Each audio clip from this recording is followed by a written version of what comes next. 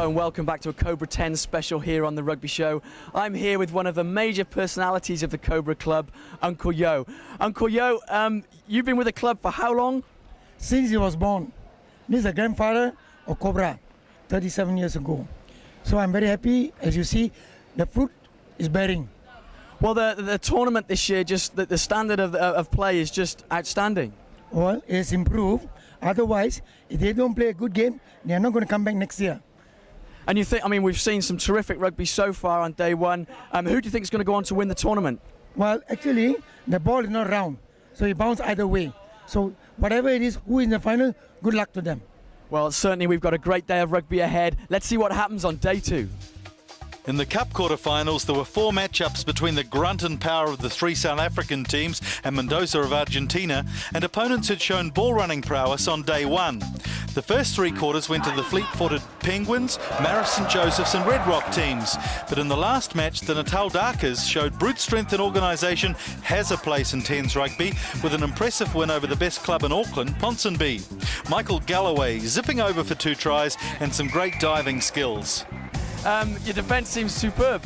Yeah, that's our game plan. We came out here just to have physical defence, take it on and much play 10-man rugby, bash, as opposed to other teams playing real 7-stop rugby. I think we're going to be in the faces of the opponents and take it up front. Darkers took its brand of 10s rugby to Red Rock in 1 semi, and the Fijians came out of the block fast, forged to a healthy lead. But the game was decided on a controversial penalty try at what must have been the final scrum. The Fijians upset and the South African boys rapped they were through. In the other semi, the Penguins looked ponderous when getting players behind the ball, and even the great Amasio Volans couldn't find a way through the rock-hard Marist defence. Captain Uli Mai again led the way with brilliant option-taking and broken play. The great entertainers were out of the competition, and St Joseph's took some rest and watched the minor finals. In the bowl competition, Keda All Blues had won their semi against hosts Cobra in a local derby, and Aussie legends went down to Oriental Rongotai in a Trans-Tasman clash. Keda set the early pace in the final, Sevaloni getting the big crowd going with the prospect of a local victory. It was 33-all at the end of normal time, and the Auries came through with a golden try to make them bowl champions for 2005. It wasn't all disappointment for Keda though, as they received the Fair Play Award in what is becoming Asia's best club rugby tournament. The key is we need to show some great rugby live in Malaysia. I think as part of the development program, we need to get spectator interest in the game as well if you want to make that succeed. You know, the infrastructure for rugby in this country has gotten very weak over the years. So we need to build that infrastructure. And that has to come with training coaches, referees, and interest of the spectators in the game. You know, only then you can attract sponsors, and that with sponsors' money you can then start on the development side of the game. It's a complete cycle of the things that we need to look at.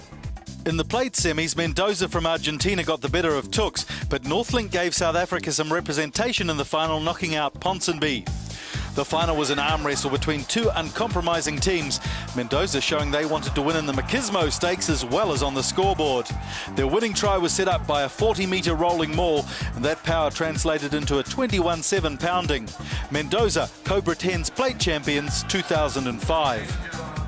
There was a great sense of expectation for the final, but it was evident right from the get-go that Marist St Joseph's had more gas left in the tank than the depleted-looking Natal Darkers. The Samoans used their famous aggressive defence to drive the Natal team back, and with ball in hand they were irrepressible, Ulia opening the ledger. But it wasn't just up the middle. Out wide, the Fijian-born Semi Seru amply demonstrated why he was the tournament's top try scorer with a hat-trick to see the defending champs through for back-to-back titles. Seru, how did Fijian end up playing for a Samoan team? Oh, thank you. I was in Samoa. I went there for a study, and I was schooling there, so that's why I was involved in rugby in Samoa. I was attending USP in University School of Agriculture at Alafua in Samoa, so that's why I went and played with the Marist Club. Yeah. Talk us through those 2 tries that you scored today. Oh yeah, I just think that they give me the opportunity to give out the ball wide, so that I use the speed that I got. So it's Marist St Joseph's, Cobra 10's 2005 champions, a brutish performance in tough conditions. But they've still got some energy left to entertain the crowd.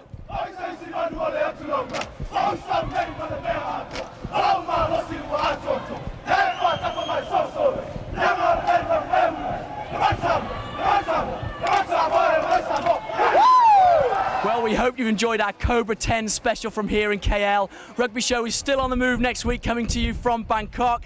But from KL, goodbye for now.